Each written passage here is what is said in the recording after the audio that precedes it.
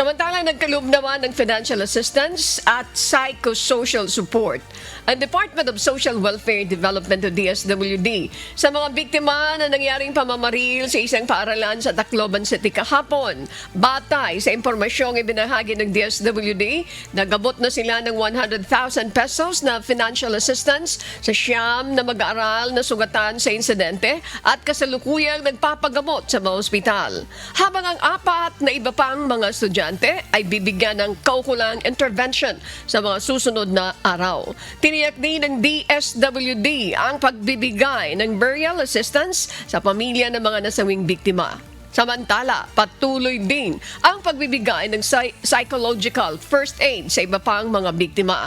Magsasagawa rin ang DSWD at CSWDD ng case conference para matukoy ang nararapat na intervention sa dalawang batang suspect sa pamamaril.